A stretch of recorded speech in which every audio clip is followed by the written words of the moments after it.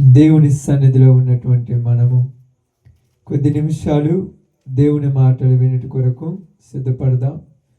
జాగ్రత్తగా దేవుని వాక్య భాగంలో వినుచుండగా కృప కలిగిన దేవుడు మన జీవితాలను వెలుగుమయముగా మార్చాలని జాగ్రత్తగా గ్రహిద్దాం.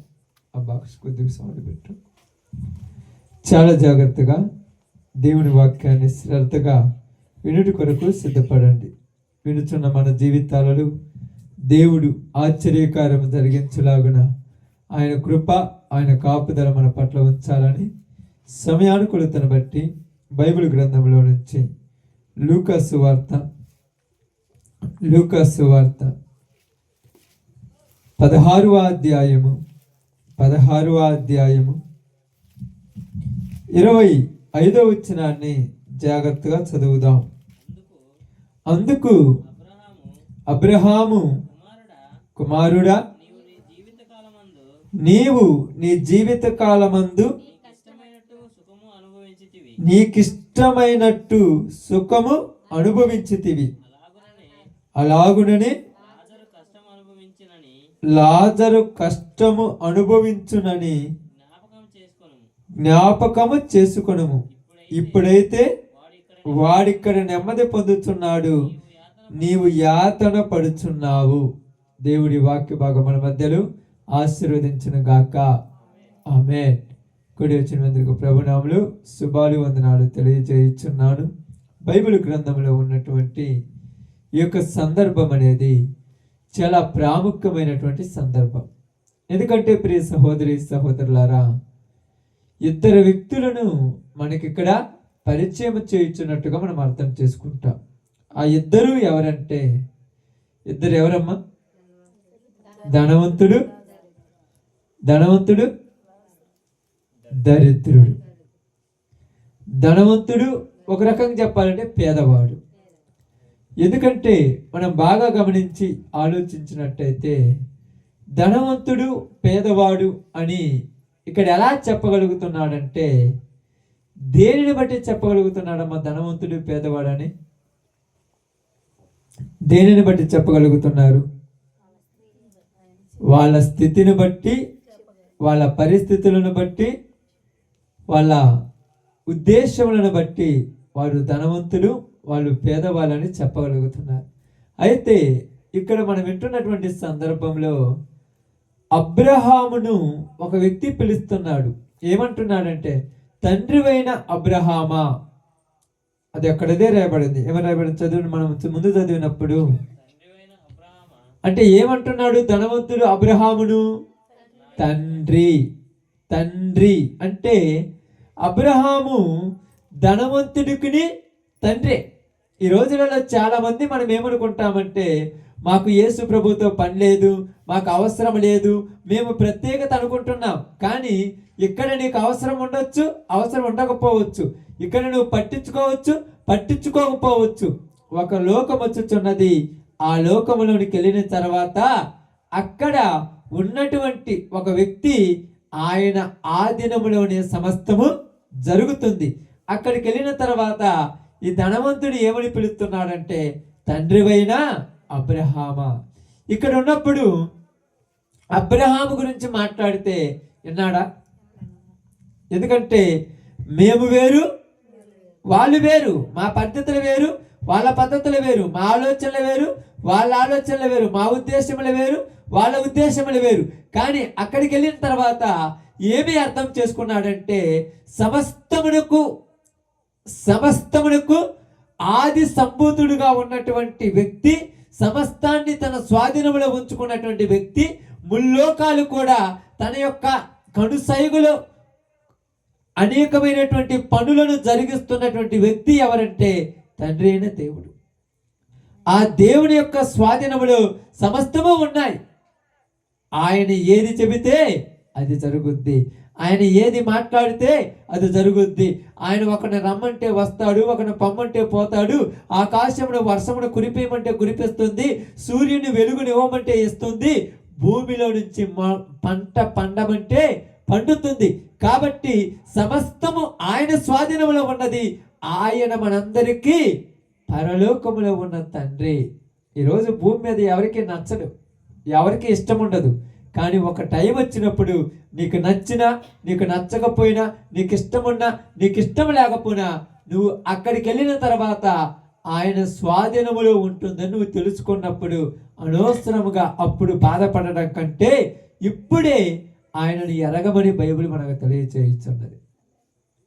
నిజంగా అక్కడ అదే రాయబడింది, తండ్రివైన అబ్రహామా. అసలు అబ్రహాము తండ్రి అని ఎప్పుడు ఒప్పుకుంటున్నాడు ఆయన? చనిపోయిన తర్వాత. ఎప్పుడు ఒప్పుకుంటున్నాడు? బాగా ఆలోచించండి. యాతన పడుచున్నప్పుడు. ఈ యాతనలో నుంచి నన్ను బయటికి తీసుకురావటానికి ఎవరికి హక్కు ఉంది అనుకుంటున్నాడు? ఈయనకు హక్కు ఉంది అనుకుంటున్నాడు. కానీ అక్కడ ఉన్నటువంటి అబ్రహాము ఏమన్నాడంటే, అయ్యా బాగానండి, అయ్యా నీవు ఈ యాతన పడుచున్నప్పుడు, ఈ బాధపడుచున్నప్పుడు, ఈ బాధలో నుంచి యాతనలో నుంచి బయటికి తీసుకురమ్మని నన్ను నువ్వు అడుగుచున్నావు. నాకు కూడా నువ్వు బాధపడుతుంటే చూసి ఏమనిపిస్తుంది?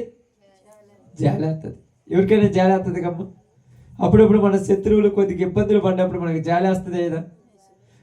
మనమల చిత్రహింసలు పెట్టి మనమల పాడు చేసిన వాళ్ళను ఇబ్బందుల్లో ఉంటే జాలి వేయాలి. జాలి వేయలేదంటే నువ్వు మనిషివి కాదు. అసలు చాలామంది అంటారు, వాళ్ళు నేనంత మోసం చేస్తే వాళ్ళ మీద నీకెందుకు అంత ప్రేమ అంటే మనం ఏమనుకుంటాం? ఏమంటారమ్మా? దేవుడు అనేవాడు ఉన్నాడు, ఆయన సమస్తాన్ని చూసుకుంటాడు. కానీ మనము ఎదుటివారు బాధల్లో ఉంటే మనం ఎలాగ సంతోషంగా ఉండగలం? ఇక్కడ అదే చెప్తున్నాడు. అబ్రహాముకు కనికరమ కలిగింది ఎవరి మీద? ధనవంతుని మీద. ఏమిది కనికరమ కలిగింది? అయ్యో ఈ వేదనకరమైన, ఈ వేతన పడుతున్నటువంటి ఈయన పరిస్థితి, ఈడు పొందుతున్నటువంటి ఈ బాధలు, ఈడు ఇబ్బందులు చూసినప్పుడు చాలా బాధేస్తుంది. వీడిని బయటికి తీసుకురావటానికి నాకు అనిపిస్తున్నప్పటికీ వాడిని తీసుకొచ్చేటువంటి అర్హత, హక్కు నాకు లేదు. ఆమేన్.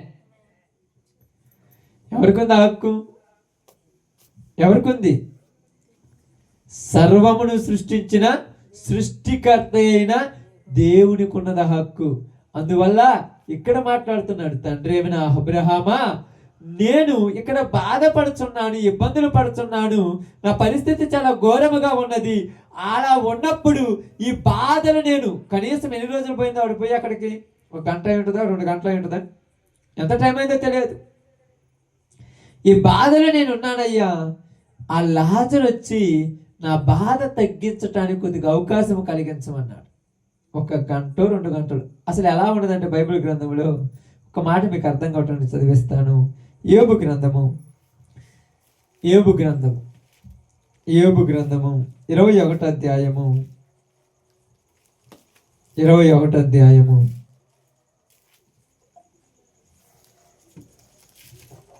13వ వచనాన్ని నిదానంగా చదువుదాం.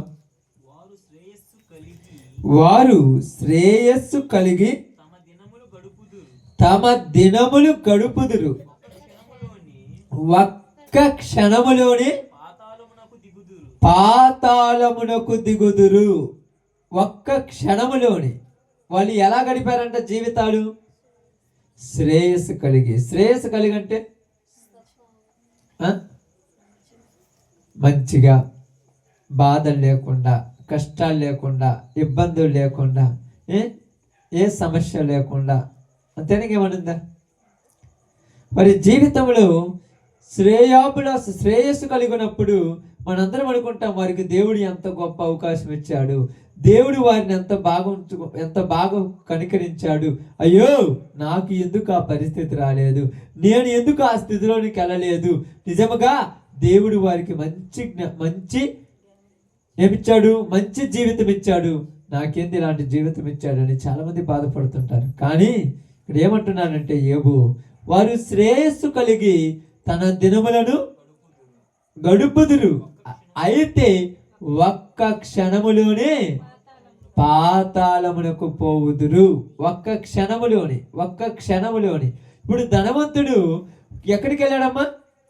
పాతాళంలోనికి వెళ్ళాడు. పాతాళంలోనికి వెళ్ళినటువంటి ధనవంతుడు అక్కడికి వెళ్ళినటువంటి ఆయన పరిస్థితిని బట్టి ఆయన జీవితం అంతా ఎలా గడిపాడు? జీవితం అంతా ఎలా గడిపాడు? శ్రేయస్సు కలిగి గడిపాడు. శ్రేయస్సు కలిగి గడిపాడు. ఇప్పుడు వెంటనే బాగానండి, వెంటనే ఆ పాతాళంలోనికి వెళ్ళిన తర్వాత ఆ బాధ తట్టుకోలేక, ఆ బాధ భరించలేక వెంటనే బయటికి రావాలనుకుంటున్నాడు. బయటికి, ఎందుకంటే ఎప్పుడూ ఏ బాధలు పడనటువంటి వ్యక్తి, తన శరీరంలో ఏ గాయాలు లేనటువంటి వ్యక్తి, ఏ ఇబ్బందులు పడని వ్యక్తి, ఏ కష్టాలు అనుభవించిన వ్యక్తి. మనం అప్పుడు అంటుంటాం సున్నితముగా పెరిగిన వ్యక్తి. సున్నితముగా పెరిగిన వ్యక్తి గట్టిగా కష్టపడమంటే బాగా కష్టపడుతున్న వాళ్ళని చూసి దేవుడు నాకు మంచి రాత రాశారు, వాళ్ళకి దరిద్రమైన రాత రాశారు అంటుంటారు. అంత లేదు, దేవుడు అందరికీ ఒకటే, కాదనట్లేదు. కానీ శ్రేయస్సు కలిగి మంచి జీవితం జీవించినటువంటి ఈ యొక్క వ్యక్తి అక్కడ నుంచి తన యాత్ర ముగించుకొని ఒక్కసారిగా పాతాళానికి వెళ్ళిపోయాడు. ఆ పాతాళములో ఆ బాధను భరించలేక, అయ్యో ఎంత బాధ ఎందుకు పడుతున్నాను, ఇంత బాధ అవసరమా? అయితే మనందరం కూడా అర్థం కావటానికి ఆ బాధలో ఉన్నటువంటి వ్యక్తి తండ్రివైన అబ్రహామా నాకెందుకు కష్టము అని అన్నట్టుగా మాట్లాడుతుంటాడు. చూడండి అక్కడ చదువుదాం. తండ్రివైన అబ్రహామా నాయందు కనికరపడి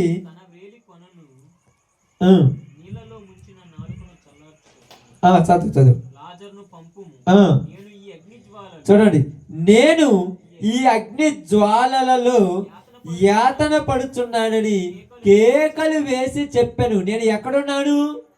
ఈ అగ్ని జ్వాలలు. అంటే అగ్ని జ్వాలలు అంటే మంటలలో, జ్వాలలు అంటే తెలుసు కదా, మంటలలో ఏం చెప్తున్నాడు? యాతన. యాతన అంటే బాధపడుతున్నాను. అగ్ని కాలుతూ ఉన్నది, నేను బాధపడుతూ ఉన్నాను. ఇప్పుడు ఏం చేస్తున్నావంటే, నేను ఈ అగ్ని జ్వాలలో యాతన పడుచుంటే కనీసం నీ కనికరం లేదా? నీ కనీసము జాలి లేదా?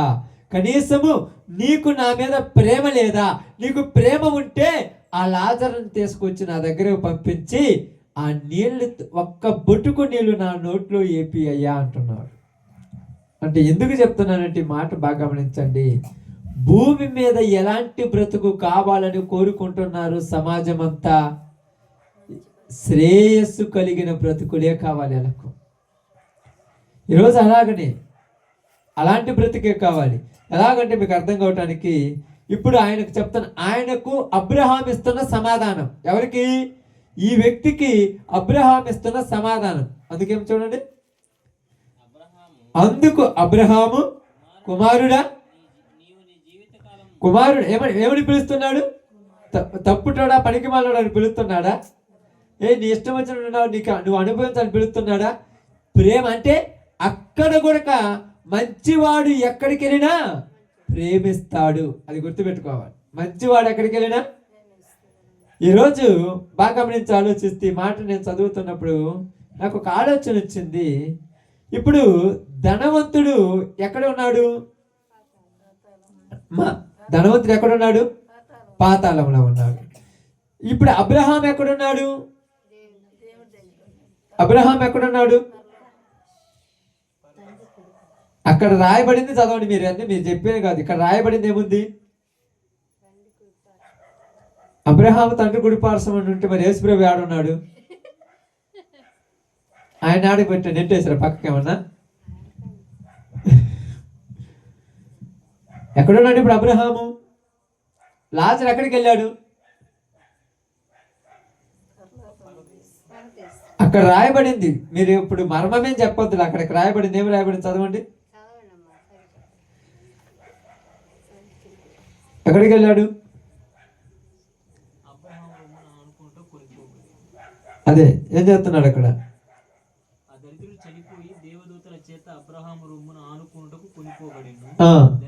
ధనవంతుడు కూడా చనిపోయి పాతి పెట్టబడెను.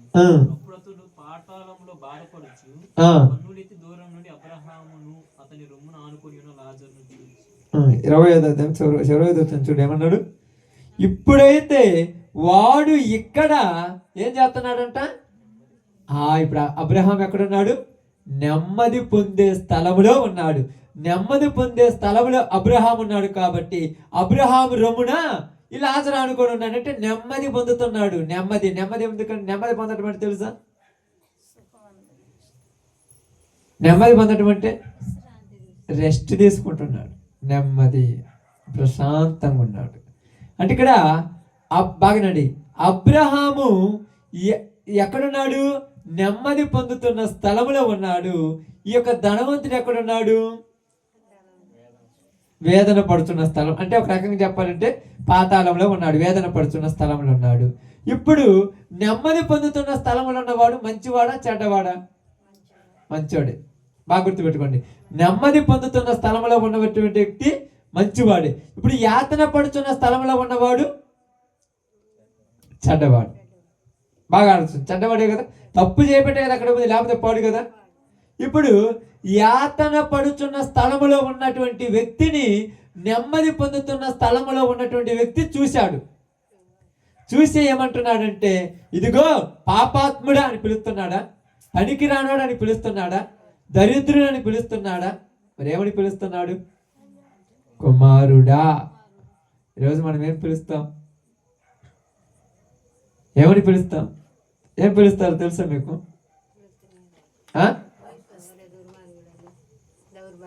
ఏమని పిలుస్తామంటే, యేసు ప్రభు వారు ఒక వ్యక్తి ఇంటికి ఆయన భోజనానికి ఒక యేసు ప్రభు వారిని పిలిచాడు.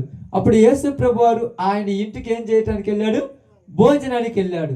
అప్పుడు ఆ ఇంటిలో యేసు ప్రభు ఉన్నాడని ఎరిగి ఒక ఆమె పేరు ఏమి రాయబడింది, పాపాత్మురాలు. ఏముందంట, పాపాత్మురాలు అయిన స్త్రీ ఆయన దగ్గరకు రాగానే భోజనానికి పిలిచినటువంటి ఆయన ఏమనుకుంటున్నాడు, అక్కడ ఏం రాయబడింది, మనం అదే అక్కడ ఆదివారం ఒక లక్ష్మీ ప్రభుత్వం మాట్లాడుకున్నది, ఇది ఎవతో ఇది ఎట్టాడిదో. అంటే నువ్వు పర్ఫెక్ట్గా ఉంటే ఎదుటి వాళ్ళను నువ్వు అగౌరవంగా మాట్లాడొచ్చా, నువ్వు మాట్లాడొచ్చా? ఈరోజు మనం పర్ఫెక్ట్ అయితే, మన మంచోళం అయితే పక్కన వాళ్ళను అగౌరవంగా మాట్లాడం. ఏమని పిలుస్తున్నాడు అబ్రహాము ధనవంతుణ్ణి, కుమారుడా అంటున్నాడు. ఇప్పుడు అక్కడ ఉన్నటువంటి ఆమెను వ్యభిచారంతో పట్టుబడినటువంటి ఒక స్త్రీ యేసు ప్రభు దగ్గరికి వచ్చి నిలబడింది. బాగానండి, సమాజం నిలబెట్టింది. యేసు ప్రభు మంచివాడా చెడ్డవాడా, మీ అందరూ చెప్పాలి ఇప్పుడు, మంచివాడా చెడ్డవాడా, మంచివాడే. వ్యభిచారంతో పట్టుబడ్డామా, మంచామా చెడ్డామా, చెడ్డామే, అది నిజం, నువ్వు చెప్పినా చెప్పని చెడ్డామే. ఇప్పుడు అందరూ ఆమెను వ్యభిచారి అన్నాడు. యేసు ప్రభు ఆమెను ఏమన్నాడు,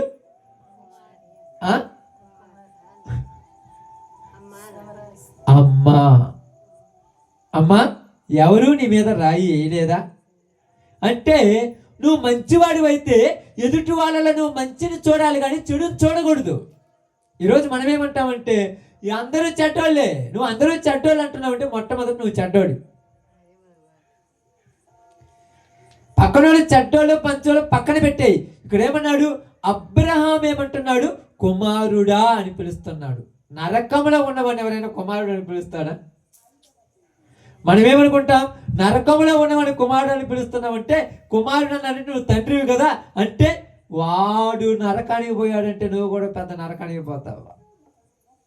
కుమారుడు అంటున్నాడంటే భూమి మీదకి దేవుడు బిడ్డలను పంపించినప్పుడు ప్రతి ఒక్కడు ఈ భూమి మీద దేవుడికి నచ్చినట్టుగా బ్రతికి, ప్రతి ఒక్కడు ఈ భూమి మీద మంచి మార్గంలో నడిచి మరలా తిరిగి పరలోక రాజ్యానికి రమ్మని దేవుడు పంపిస్తే, భూమి మీదకి వచ్చిన తర్వాత వాళ్ళ కోరికలకు, వాళ్ళ ఇష్టాలకు, వాళ్ళ అవసరాలకు, వాళ్ళ ఉద్దేశాలకు, వాళ్ళ యొక్క మనసులో కలిగినటువంటి ఆశల ప్రకారం నడుచుకొని ఆ దేవుడు రమ్మన్న స్థలానికి వెళ్ళక వాళ్ళకు నచ్చిన స్థలానికి వెళ్ళారు.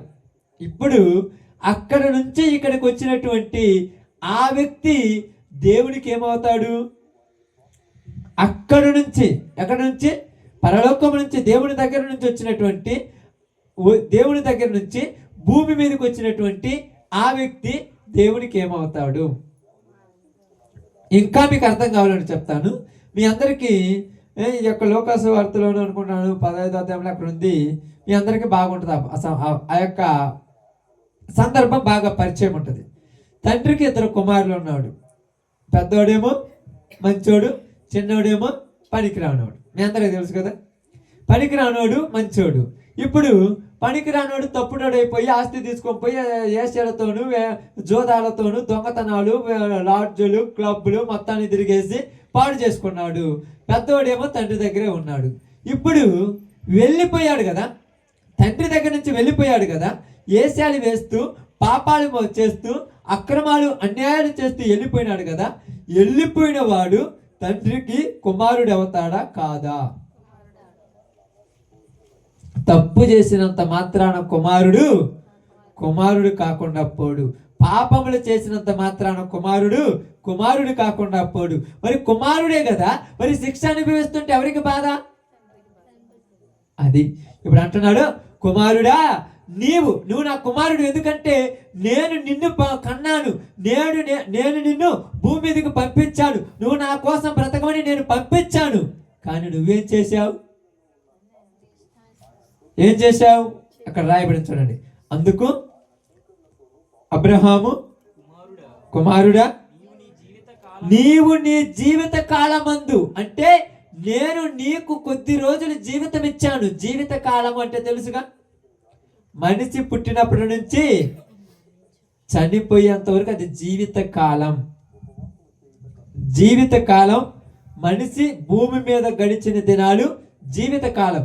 నీవు నీ జీవిత కాలమందు నీకు ఇష్టమైనట్టు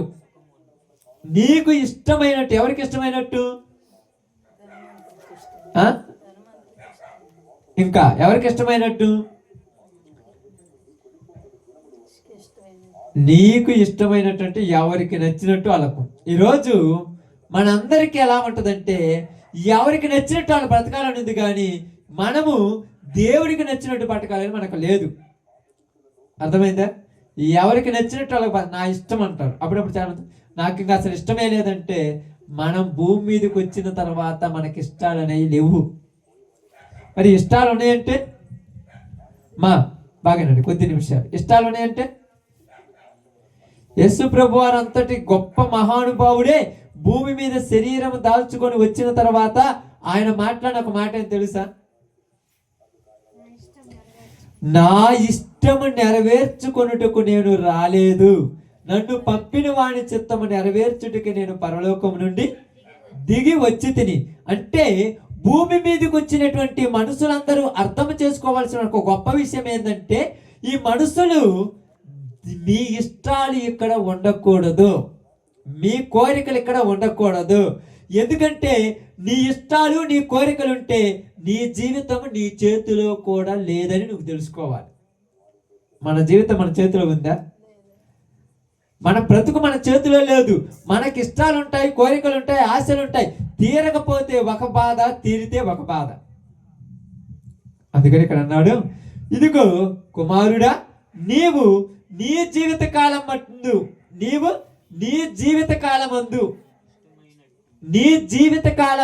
అనే మాట ఎందుకు రాశాడు? నీ జీవిత కాలమందు అనే మాట ఎందుకు రాశాడు తెలుసా? మీరు ఎప్పుడైనా ఆలోచిస్తే, నేను నీకు ఇచ్చిన జీవిత కాలమందు అని అర్థం. అంతేగాని జీవిత కాలం మట్టుకొనలా, జీవిత కాలమందు అంటే రాయబడింది, నీ జీవిత కాలమందు, నేను నీకు ఇచ్చిన జీవిత కాలమందు. నేను నీకు ఎన్ని రోజులు ఇచ్చానో అది నాకు తెలుసు, నీకు తెలుసు. ఈ జీవిత కాలమందు నేనేమనుకున్నానంటే, నీవు నాకు నచ్చినట్టుగా బ్రతకాలనుకున్నాను. నీవేమనుకున్నావంటే, నేను నా ఇష్టం వచ్చినట్టు బ్రతుకుతాను, ఎందుకంటే ఇది నా జీవితం అని నువ్వు అనుకున్నావు. అది నీది కాదు, నేను నీకు ఇచ్చిన జీవితము. అది చాలా బాగా అర్థం చేసుకోండి. అది నీది కాదు, నేను నీకిచ్చిన జీవితము. నేను నీకిచ్చిన జీవితమును నీవు నాకు నచ్చినట్టుగా బ్రతకకుండా నీకు నచ్చినట్టుగా బ్రతకటం వలన నీవు కొన్ని విషయాలలో పొరపాట్లు చేసావు ధనవంతుడు అన్నాడు. పెద్దగా ఏం మాట్లాడలా. కొన్ని విషయాలు ఏం చేసావు, పొరపాట్లు చేసావు. ఏమిటి ఆ పొరపాట్లు? ఇప్పుడు చెప్పాలి, ఏమిటి ఆ పొరపాట్లు?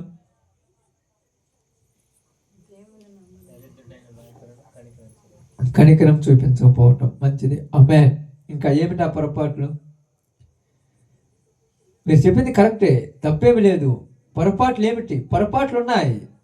ఇప్పుడు మనం బైబిల్ గ్రంథంలోనికి వెళ్ళి ప్రతిదీ ప్రతిదీ మాట మనం చదువుకొని చెప్పాలి బైబిల్ గ్రంథంలోకి. యాకోబు రాసిన పత్రిక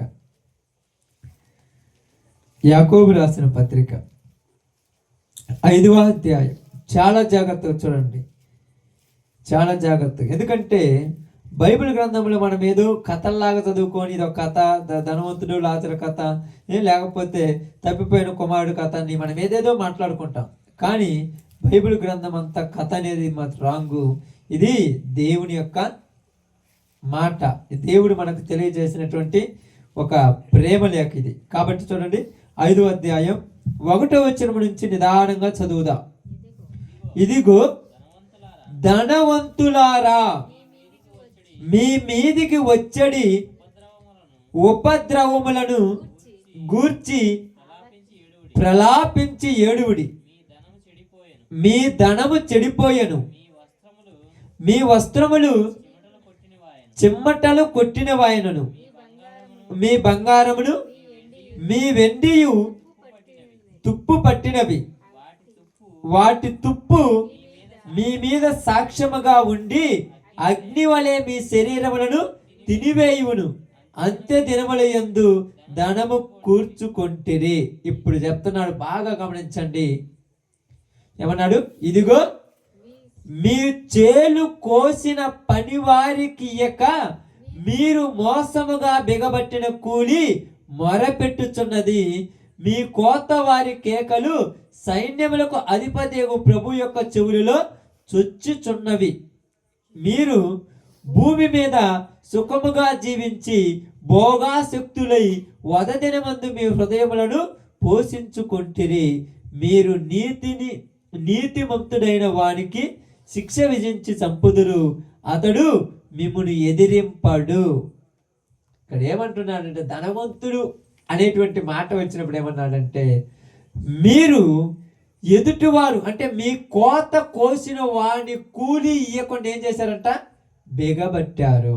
కోత కోసిన వాడిని కూలి ఇవ్వటం అంటే, ఇప్పుడు చెప్పాలి, కోత కోసిన వాడిని కూలి ఇవ్వటం అంటే ఏంటిది? పని చేసిన వాడికి జీతం ఇవ్వాలి. ఇవ్వకుండా మీరేం చేశారు? బిగబట్టుకున్నారు. ఎందుకు బిగబట్టారు? దేనికి బిగబట్టారు? ఇప్పుడు చెప్పండి. మీరు బిగబట్టి సొమ్మును చేర్చుకొని వాటిని దాచిపెట్టుకొని మీరు ధనవంతులయ్యారు. ధనవంతులు అయ్యారంటే ఎలా తెలుసా? ఎలాగనంటే దేవుడు ఇస్తే ధనవంతులయ్యేది వేరు. వీళ్ళు ధనవంతులు కావటానికి ఏం చేస్తున్నారు? ప్రయాసపడుతుంటారు. ఈరోజు ధనవంతులు కావటానికి ప్రతి వాడు ప్రయాసపడేది. మీరు ఇంక రెండోది ఏమన్నారు అక్కడ రాయబడి మాట చూడండి, ఏమంట? బిగబట్టిన కూలి మొరపెట్టుచున్నది, మీ కోత వారి కేకలు. ఎవరి కేకలు అంట? కోత వారి కేకలు. మీరు కోత కోసారు చూడు, మీకు కోత కోసారు చూడు, వాళ్ళు ఏం చేస్తున్నారంట? కేకలు వేస్తున్నారు. ఏమని కేకలు వేస్తున్నారు? ఇదిగో బాగానండి, ఇదిగో మమ్మల్ని అందరినీ, మా కష్టము, మా సొమ్ము, మాకు సంబంధించింది తీసుకున్న నువ్వు బాగుపడవు. అది కేకలు. ఈ కేకలు ఎవరంటున్నారు? ఈరోజు మనం ఏమనుకుంటామంటే, ఇదిగో వాడు చూడు ఎంత పెద్దడే అంటే, అయితే కానీ పెద్ద చిన్న ఏది పెద్ద లెక్క కాదు. కానీ ఎంతమంది కేకలు వాళ్ళ మీద ఆడిపోసుకుంటాం అనేది అర్థం చేసుకుంటాం. అప్పుడప్పుడు కేకలు వేస్తారు తెలుసు కొంతమంది. అప్పుడప్పుడు చాలా మంది కేకలు వేస్తారు. దేనికి వేస్తారు తెలుసా? అన్యాయంగా వేస్తారు అనుకున్నాం కేకలు. 500 రూపాయలు నీకు ఇవ్వాల్సి ఉంటే 200 రూపాయలు ఇచ్చి, లేదా 400 రూపాయలు ఇచ్చి, 490 రూపాయలు ఇచ్చి 10 రూపాయలు ఏమన్నా దాచిపెట్టుకోవడానికి పెద్ద విషయమా? 10 రూపాయలు అసలు ఇయ్యరు. ఎందుకు ఇయ్యరు చెప్పండి? ఎప్పుడైనా ఆలోచించారా? కూలి 500, లేదా 510 రూపాయలు, ఆ 10 రూపాయలు ఇవ్వకుండా 500 ఇస్తారు. 10 రూపాయలు మీరు పెద్ద పట్టించుకుంటారా? పట్టించుకోరు. కానీ మీరు ఎలాంటి వాళ్ళు అంటే, నిజంగా ఈ కూలి వాళ్ళు ఎలాంటి వాళ్ళు అంటే, సందర్భం మొత్తం చూడు, సందర్భం వచ్చినప్పుడు బయట పడతారు. 10 రూపాయలు ఇవ్వలేదు నాకు వాడు, 10 రూపాయలే కదంటే 500 రూపాయలు చేతికి వచ్చినప్పుడు 10 రూపాయలు లెక్క రావు. కానీ వాడు రూపాయి మెట్లు కట్టి పెద్ద మీద కట్టిన తర్వాత ఏమంటారంటే, ఆ మెట్లులో నా 10 రూపాయలు కూడా ఉన్నాయి అంటాడు. ఆ అద్దాల మేడలో నా 50 రూపాయలు కూడా ఉన్నాయి అంటాడు. ఇదిగో వాడు చేసినటువంటి ఆ యొక్క వేసుకున్న వస్త్రాలలో నా 2 రూపాయలు కూడా ఉన్నాయి అంటాడు. ఈ కేకలు ఎవరి చెవులోకి వచ్చాయంట? దేవుని చెవులోకి వచ్చాయి. అప్పుడు ఏమంటారంటే, వాళ్ళకి ఏదైనా ఒక నష్టం జరిగింది అనుకో, ఒక నష్టం జరిగి అనారోగ్యం అయిపోయి హాస్పిటల్ అయ్యారనుకో, మా సొమ్మంతా తీసుకున్నాడు ఏం బాగుపడతాడు? నిజం. ధనవంతులు అవుటకు అపేక్ష కలిగిన వాళ్ళు ఏం చేస్తారంట? ఏదో రకంగా బిగబట్టుకుంటారు. ఎలా బిగబడతారంటే, 100 రూపాయలు ఇవ్వాల్సిన దగ్గర 95 రూపాయలు ఇచ్చి 5 రూపాయలు ఇవ్వమంటారు. 95 ఇచ్చినోడికి 5 రూపాయలు పెద్ద లెక్క, కానీ ఇవ్వడు. ఈరోజు కావాలంటే చూడండి, ఇప్పుడు జరుగుతున్నటువంటి మీ అందరికి అర్థం కావటం చెప్తాను, మన పల్లెటూరు పద్ధతుల ప్రకారం చెప్తాను. బాగానండి. మరియు ముఠా పనికి వెళ్తుంటారు కదా, కూలి పనులకు మేస్త్రి ఉంటాడు కదా, అందరికి సక్రంగా పంచుతాడు, బాగా పంచుతాడు. పై చిల్లర మాత్రం పంచడు. మనమేమనుకుంటాం? తిరుగుతున్నాళ్ళే పానీలు అనుకుంటాం. మంచోళ్ళమైతే పర్లా, ఏదైనా వాడికి 4 రూపాయలు వచ్చి నలుగురి మీద 400 వచ్చినాయి అనుకో, మా అందరూ తీసుకున్నాడు, ఆడేం బాగుపడతాడు అంటారు. ఖచ్చితంగా అంటారు. అందుకంటున్నారు ఇక్కడ, మీ కోత కోసిన వాణి యొక్క కూలి, వాణి యొక్క మొర నాకు మొరపెడుతున్నది, ఆ కూలి నాకు మొరపెడుతున్నది. ఎందుకంటే నాకు ఇయ్యకుండా మీరు ఎగ్గొట్టారు. ఇప్పుడు ఇయ్యకుండా ఎగ్గొట్టారు. ఇప్పుడు తీసుకున్నాడు పెద్దోడయ్యాడు. బాగానే తీసుకున్నాడు పెద్దోడయ్యాడు, పోగొట్టుకున్నాడు దరిద్రుడు. ఎప్పుడు కాదు, వాడు చిన్నోడైపోయాడు, వాడి పొజిషన్ అట్నే ఉంది. ఇప్పుడు ఏం జరుగుతుందంటే, ఇద్దరు అక్కడే పోయిన తర్వాత వీడు న్యాయం ఉన్నాడు కదా, వీడు నెమ్మది కలిగిన స్థలానికి వెళ్ళిపోయాడు. వీడు అన్యాయం చేశాడు కాబట్టి అక్కడికి పోతే, ఎందుకయ్యా నాకు ఈ పరిస్థితి వచ్చిందంటే, నీవు నీ జీవిత కాలం ముందు నీకు నచ్చినట్టు, అది అక్కడ పాయింట్. నీవు నీ జీవిత కాలం ముందు నీకు నచ్చినట్టు అంటే అర్థమైంది? నీకు నచ్చినట్టు అంటే అర్థమైంది? అన్యాయపుత్రాసు అని రాయబడింది బైబిల్ గ్రంథంలో. ఏ త్రాసు అంట? న్యాయం కాదు. 120 రూపాయలు నలుగురు పంచితే ఎంత వస్తాయి? మనకు లెక్కలు రావు కదా. 123 రూపాయలు, 24 రూపాయలు నలుగురు పంచితే ఎంత వస్తాయి అంటే, మీకు బాగా గమనించి, 124 రూపాయలు నలుగురు పంచితే ఎంత వస్తాయి అంటే 56 రూపాయలు రావాలి. అంతే కదా? అంతేనమ్మా? లేకపోతే ఇంకా ఎక్కువ తక్కువ కదా. 124 అంటే ఎంత? 120 అంటే 36 రూపాయలు రావాలి. కానీ ఆ రూపాయలు ఎగ్గొట్టేస్తాం, లేకపోతే 6 రూపాయలు తీసేస్తాడు. 130 రూపాయలు 30 ఇచ్చేస్తారు. మనమేమనుకుంటాం? అప్పుడు 6 రూపాయలు గుర్తుంటాయి మీ ఊరికన్నా? 30 రూపాయలు ఇచ్చాడు అయ్యా, 6 రూపాయలు పోతే అంట. 4 రోజుల తర్వాత ఏమంటామంటే, 6 రూపాయలు కూడా లెక్క తీసినప్పుడు వాడు ఏమంటాడంటే, నేను పొద్దు నుంచి సాయంత్రం దాకా తిరుగుతూ 6 రూపాయలు తీసుకుంటే బడిగిరిలే అంటే, ఏ న్యాయం ఇది? అన్యాయం. అన్యాయముగా నువ్వు చేసిన దానికి రేపు అక్కడ కూలి మొరపెడుతుంది. ధనవంతుడయ్యేటువంటి పరిస్థితిలో ఇక్కడ చెప్తున్నాడు, న్యాయం ఎక్కడ కనపడటం లేదు, అన్ని చోట్ల అన్యాయం. ఈ అన్యాయం దేనికి చేశాడు? వీడు చెప్పండి, దేనికి చేశాడు అన్యాయం? డబ్బు సంపాదించుకోవటానికే, డబ్బు కోసమే. చూడండి, అబద్ధాలైనా మోసాలైనా అన్యాయాలైనా దేనికోసం అంటే, డబ్బు దగ్గరకు వచ్చినప్పుడే. మిగతా చోట్ల అన్ని చోట్ల పర్ఫెక్ట్, డబ్బు దగ్గరకు వచ్చినప్పుడు ఏమైపోతాం? అన్పర్ఫెక్ట్. అందుకేమన్నాడు? ధనాపేక్ష సమస్తమైన కీడులకు మూలం ప్రారంభం అదే. ఎవరికైతే డబ్బు పిచ్చి పట్టుద్దో వాళ్ళు ప్రేమ ఉండదు. ఎవరికైతే డబ్బు పిచ్చి పట్టుద్దో వాళ్ళు ఆప్యాయత ఉండదు. ఎవరికైతే డబ్బు పిచ్చి పట్టుద్దో వాళ్ళు ఎదుటి వాళ్ళ మీద కనికరము ఉండదు.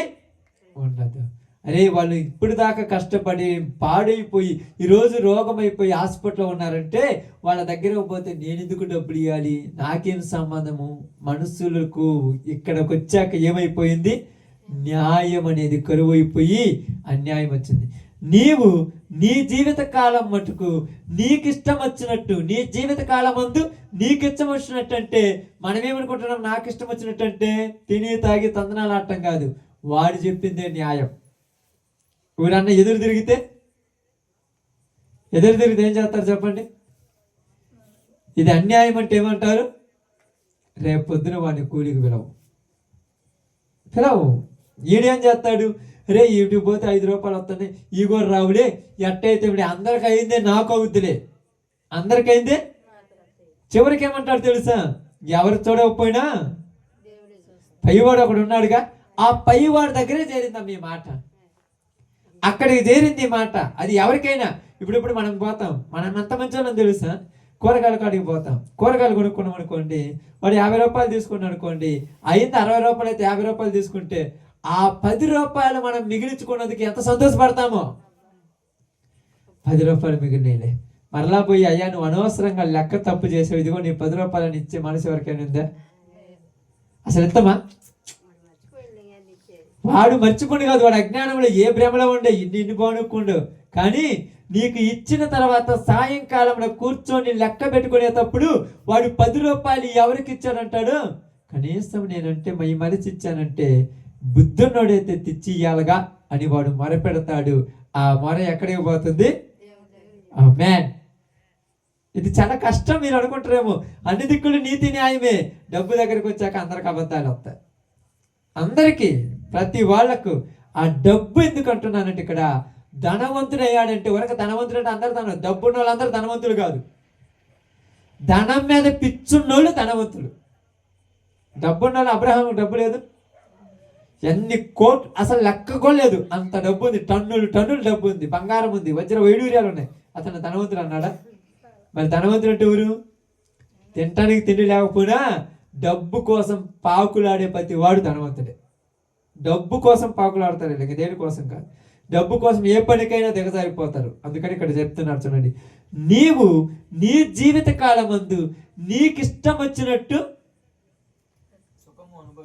సుఖము అనుభవించేటివి. ఇప్పుడు నీకు ఇష్టం వచ్చినట్టు సుఖం అంటే వాడు కష్టాన్ని ఇప్పుడు నువ్వేం చేస్తున్నా? వాడి కష్టంతో నువ్వేం చేస్తున్నా? ఎంజాయ్ చేస్తున్నా. తెలుసా? మీకు అందరూ తెలుసో తెలియదు. ఈ రోజులలో నిజంగా ఈ మాట నేను ఇప్పుడు చెప్పాలో లేదు నాకు అర్థం కాలేదు, కానీ కష్టపడేది ఒకడు, సుఖపడేది ఇంకొకడు. వీళ్ళ కష్టాన్ని వాడు సొమ్ము చేసుకొని, వాడు కాలి మీద కాలు వేసుకొని ఏ రూములో వాడు పడుకుంటే, ఈ ఎండలో మాత్రం వీడు పడి చేయాల్సి ఆఖరి ఏంటంటే నేను కదా. కానీ న్యాయాధిపతి అయిన దేవుడు వాని క్రియల చొప్పున వానికి తగిన సమయంలో ప్రతిఫలం ఇస్తాడు. ఎప్పుడంటే అప్పుడు ఇస్తే ఆయన దేవుడు ఎందుకు అవుతాడు?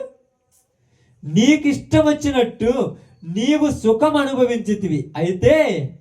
అయితే లాజరు ఏమనుభవించాడు? ఏ కష్టం అనుభవించాడు? ఇప్పుడు చెప్పాలి, ఏ కష్టం అనుభవించాడు? చెబితే ప్రార్థన చేసుకుందాం. ఏం కష్టం అనిపించాడు? వస్త్రాలు లేవు, తినడానికి ఆహారం లేదు, వాడి గొడుసు కడుక్కొని ఏదో చేస్తున్నాడు, అంతేనా? ఇంకేమనుందా? ఇప్పుడు మనం వెళ్ళిన సబ్జెక్ట్లోనే వెళ్ళిపోవాలి మీరు. ఏ కష్టం అనిపించాడంటే, ఇంటికి వచ్చిన తర్వాత వాడు ఎగగొట్టినటువంటి ఆ 50 రూపాయలు 15 రూపాయలు అవి గురించి భార్యతో చెప్పుకొని వీడు ఇట్టాడి దగ్గర ఎన్నో తీసుకొని మోసం చేసి వీడు పెద్దోడు. మనం ఏమనకపోయినా దేవుడు అనేవాడు ఉండాలి. కష్టపడుతున్నాడు, బాధపడుతున్నాడు, కష్టాలు, బాధలు, ఇబ్బందులు, ఇంట్లో భార్య కాడ, పెద్దల కాడ వీళ్ళకు పెట్టవలసినటువంటిది ఇదిగో 500 ఉంటే వీళ్ళకు చూపించుకున్నాను. ఈ నా బిడ్డలకు పెట్టవలసిన డబ్బు వాడు అనుభవించి విలాసాలు చేస్తున్నాడు.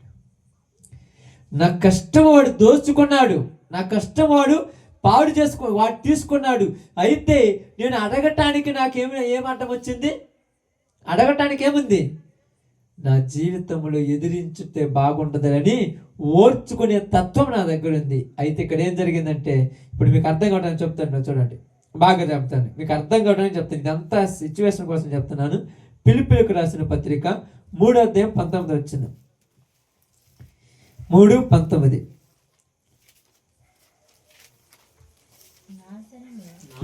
నాశనమే వారి అంతము, వారి కడుపే. అంటే వాళ్ళకి దేవుడు ఏంది? అన్యాయం చేస్తారంటే ఏమంటారు తెలుసా? ఈ రోజులలో తెలివి ఉన్నాడేనా బతికేది? మోసపోతున్నావు కాబట్టి అది నీ అజ్ఞానం. నన్నేం చేయమంటావు? అంటే దేనికోసం? వాళ్ళ కడుపు కోసం, తినటం కోసం, తాగటం కోసం. ఒకడు కష్టపడ్డది తీసుకెళ్ళేసి విందులు విలాసాలు చేసుకుంటుంటే ఇది నా కష్టము కాదే, వేరే వాడి కష్టం అని ఎప్పుడైనా ఆలోచిస్తాడా? అందుకని ఇక్కడ ఏమన్నాడు తెలుసా? నీవు నీ జీవితకాలమందు నీకిష్టమైనట్టు సుఖము అనుభవించావు. నీకిష్టమైనట్టు అనే మాటలు ఏంటంటే దేవుని ఆజ్ఞలు పట్టించుకోలేదు. అది గొప్ప విషయం, గుర్తుపెట్టుకోండి. ఏం పట్టించుకోలేదు వాళ్ళు? దేవుని ఆజ్ఞలు. ఆజ్ఞలు అంటే తెలుసు మీ అందరికి? ఆజ్ఞలు అంటే తెలుసుగా? ఆజ్ఞలు పాటిస్తే ఏమవుతారు? ఆజ్ఞలనే అనుసరిస్తారు, ఆజ్ఞల ప్రకారం నడుచుకుంటారు. పాత నిబంధన అంతా ఏం పాటించారమ్మా? ఆజ్ఞలు పాటించారు కాబట్టి పాపాలు చేశారు. దావీదు పాపం చేయలేదా? తెలుసా మీ అందరికి? దావీదు పాపం చేశాడు. యోనా తప్పు చేయలేదా? తెలుసా మీ అందరికి? తర్వాత అబ్రహాం తప్పు చేయలేదా? అబ్రహాం కాలానికి ధర్మశాస్త్రం రాలేదులే. ఇప్పుడు ఉన్నాడు కదా ఆయన, సొలొమోను మీ అందరికీ తెలుసు కదా, తప్పు చేయలేదా? సంసోను తప్పు చేయలేదా? మరి ఆజ్ఞలు పాటించారు. మరి సౌలు పౌలుగా మారాడు. పౌలు తప్పు చేశాడా? ఎందుకు చేయలేదు? పౌలు యేసు ప్రభును అనుసరించాడు. ఆజ్ఞలు పాటించిన వాళ్ళు తప్పిపోయారు, యేసు ప్రభును అనుసరించిన వాడు తప్పిపోడు. కొత్త నిబంధనలోకి వచ్చిన తర్వాత మనం అనుసరించాల్సింది యేసు ప్రభువుని. ఆజ్ఞలు అంటే యేసు ప్రభుని అనుసరిస్తే ఆజ్ఞలు ఏమున్నాయి? ఆయన ఆజ్ఞలు పాటించలేదా? అది ఇక్కడ యేసు ప్రభుని అనుసరిస్తే ఏది చేయం, ఇంకా ఆయనలోనే బతికేస్తాం. అందుకేమన్నాడు తెలుసా పౌలు? నేను క్రీస్తుని పోలి నడుచుకున్న ప్రకారము మీరును నన్ను పోలి నడుచుకోమన్నాడు. నేను క్రీస్తుని పోలి నడుచుకున్నాను అన్నాడు. అంటే ఇక్కడ ఏం చెప్తున్నానంటే, ధర్మశాస్త్రము కొన్ని విషయాల్లో మనం చేత పొరపాట్లు చేపిస్తుంటది. కొన్ని విషయాలు ఏమనిపిస్తుంది? ఇది తప్పు కాదులే, ఎవరు నీతిగా ఉన్నారు, ఎవరి వల్ల అవుద్ది, అందరూ ఎవరు తప్పు లేని వాళ్ళు ఎవరున్నారు, తప్పు చేయని వాళ్ళు ఎవరున్నారు.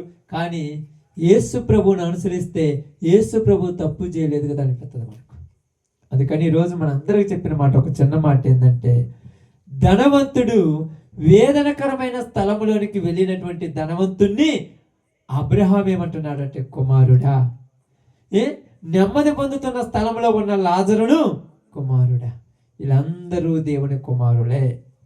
ఈ భూమి మీద బ్రతుకుతున్న ఆరిని నేల మీద ఊపిరితో ఉన్న ప్రతి ఒక్కరూ దేవుని కుమారులే.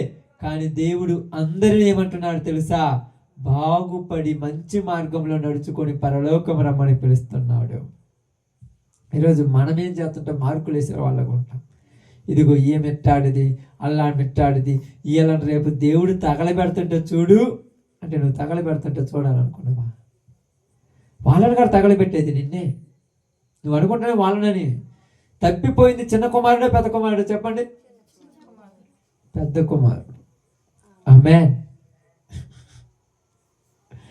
అది లోతైన మర్మం. ఒకసారి మీకు చెప్పాను లేదు? చిన్న కుమారుడి ఇంటికి వస్తే తండ్రి విందు చేస్తుంటే పెద్ద కుమారుడికి ఏం పుట్టింది? వ్యసనం పుట్టింది. ఇన్ని రోజులు నేను ఇంట్లో ఉన్నాను, ఏ రోజైనా ఒక పొట్టేనైనా ఒక ఏటనైనా ఇచ్చావా? ఏ రోజైనా నా ఫ్రెండ్స్తో ఇందు చేసుకోమన్నావా? అందుకే నేను అడిగాను అన్నాడు. పెద్ద కుమారుడు ఎప్పుడు ఇంటికి తండ్రి దగ్గర ఉన్నాడు, అయినా అడిగాడు. తప్పిపోయినట్టుగా. చిన్న కుమారుడు మారు మనసు పొంది మళ్ళా తన తండ్రి దగ్గరకు వచ్చి పశ్చాత్తాపడ్డాడు. అంటే మనం దేవుడి దగ్గర ఉంటాం కానీ కొన్ని విషయాలు వ్యసనాలు, అసూయలు, అబ్బా ఒకళ్ళు బాగుపడుతుంటే ఓర్చుకునే తత్వాలు ఉన్నాయి, మనం తప్పిపోతున్నాం. మనం ఎలా ఉండాలి? పశ్చాత్తాపపడి తిరిగి వచ్చిన కుమారుడు, తండ్రి నేను పరలోకమునకు నీకును వ్యతిరేకముగా పాపం చేశాను, నేను నీ కుమారుడిని అనిపించుకొనను అని ప్రిపేర్ అయి వచ్చాడు ఆయన. ఇంకా తగ్గిపోయాడు, తగ్గించుకుంటున్నాడు. అందుకని ఇక్కడ చెప్తున్నాడు, ధనవంతుణ్ణి అబ్రహాం ఏమని పిలుస్తున్నాడు అక్కడ? కుమారుడా. ఈరోజు మనమును లోకములో ఉన్న వాళ్ళని ఎలా చూడాలి? మన సహోదరి సహోదరులాగా చూడాలి. అప్పుడే వాళ్ళ మీద మనకేముంటది? ప్రేమ. అప్పుడు వాళ్ళు కూడా పరలోకంలోకి రావాలని వాళ్ళ కోసం మోకాళ్ళ మీద కూర్చొని ప్రార్థన చేస్తారు. ఎందుకులే నేను ప్రార్థన బాప్తీసం తీసుకున్నాను, నేను మారు మనసు పొందాను, నాకు నేనే సరిపోతాను అనుకుంటావు. అందుకే 3 గంటలకు 4-5 గంటలకు ప్రార్థన చేయలేసి నీకు పర్ఫెక్ట్గా ఉన్నావు, పక్కన వాళ్ళ గురించి తప్ప నీకు లేదుగా. నువ్వు 2 నిమిషాలు ప్రార్థన చేస్తుంటే 3 నిమిషాలు 10 నిమిషాలు నా ప్రార్థన అయిపోతుంది. ఎందుకంటే నీకేం పెద్ద పట్టింపులు ఏమి లేవుగా. నీ సమస్యలేం కాదుగా, పక్కన వాళ్ళ సమస్యలు పెద్ద పడుచుకునేటట్టు లేవుగా. అందుకని ఏమన్నారు తెలుసా? ఈ లాజరు నెమ్మది పొందుతున్న స్థలానికి దేనికి వచ్చాడంటే అన్ని పోగొట్టుకున్నా ఓపికతో ఎదురు చూశాడు, నా దేవుడు కోపాడతాడని. ఈ ధనవంతుడు ఎందుకు ఈ వేదనకరమైన స్థలానికి వచ్చాడంటే అన్ని దోచుకొని ఏమవుతుందో చూద్దాములే అని శ్రేయస్సు కలిగి జీవించాడు. ఒక్క క్షణంలోనే ఇక్కడికి వచ్చాడు. ఈరోజు దోచుకునే వాళ్ళు ఎక్కువైపోయారు. ప్రతి ప్రాంతంలో, ప్రతి పరిస్థితిలో దోచుకునే వాళ్ళు ఎక్కువైపోయారు. ఈరోజు నీకు నాకు దేవుడు చెప్తున్న ఒక మాట ఏంటంటే, దోచుకునే వాళ్ళలో నుంచి దేవుడు మనల్ని కాపాడాడు కనుక మనలో ఎవరిమైనా ఏ విషయంలో కూడా ఎదుటి వాళ్ళను దోచుకునేటట్టుంటే మానుకోవాలి కొన్ని విషయాలు. చివరిగా మనం ఆలోచించాల్సింది, అందరి రక్షణ కొరకు మనం ప్రయాసపడాలి. అది మన బాధ్యత. ఎందుకయ్యా అందరి గురించి మనం ఎందుకు ప్రార్థన చేయాలంటే, అందరి గురించి నువ్వు ప్రార్థన చేస్తే దేవుడు రేపు నిన్ను నెమ్మదికరమైన స్థలానికి తీసుకెళ్తాడు. అందరూ బాగుండాలనుకుంటే దేవుడు ఏమనుకుంటాడు? నువ్వు బాగుండాలనుకుంటాడు. మనం చేయాల్సిన పని, మనం చేయాల్సిన పరిస్థితి, మనం చేయాల్సిన బాధ్యత ఏంటంటే దేవుడికి నచ్చినట్టుగా, దేవుడి ఇష్టానుసారంగా బ్రతికి దేవుని కొరకు ఈ భూమి మీద దేవుడు మనకిచ్చిన ఆ యొక్క జీవితమును ఆయనకు నచ్చినట్టుగా బ్రతికి మంచి మార్గంలో వెళుతూ యేసు ప్రభువుని అనుసరిస్తే పరలోకం వెళ్తాం. అలాంటి భాగ్యం దేవుడు మనకు అనుగ్రహించును గాక. ఆమేన్. అందరం కూడా తల వంచితే ప్రార్థన చేసుకుందాం. అందరము ప్రార్థనలోకి పవిత్ర కృపగా